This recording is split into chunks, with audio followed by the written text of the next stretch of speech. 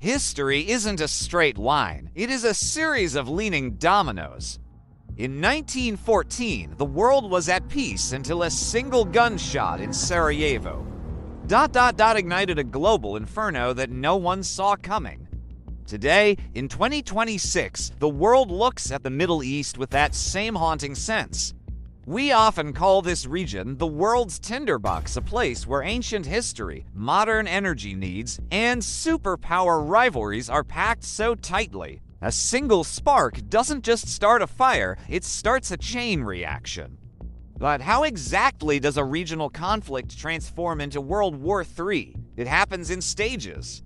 It happens through economic strangulation, through the trap of military alliances, and through the invisible front lines of the digital age. To understand how a war in the Middle East reaches your doorstep, you have to look at the water, specifically the Strait of Hormuz. It is a narrow stretch of sea, only 21 miles wide, yet it is the jugular vein of the global economy. Every single day, 1/5 of the world's total oil consumption passes through this bottleneck. If war breaks out, the strait closes. Within 48 hours, the price of crude oil would likely double. This isn't just about the price of gas at your local station. When oil spikes, the cost of the plastic in your phone, the fertilizer for your food, and the electricity in your home all move together. The second domino is the alliance trap. In the modern world, no nation stands truly alone, connected by a web of defense pacts. On the other hand, we see a new axis of convenience, a growing cooperation between Russia, China, and regional powers. These are tripwires. If a regional power is pushed to the brink, they reach for their big brother. This is how a local fire becomes a global conflagration. History shows us that once the great players enter the theater of war, the exit doors are often locked from the outside.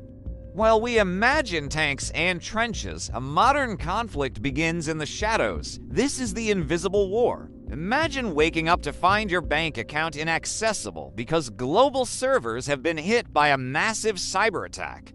You try to turn on the lights, but the power grid is dark.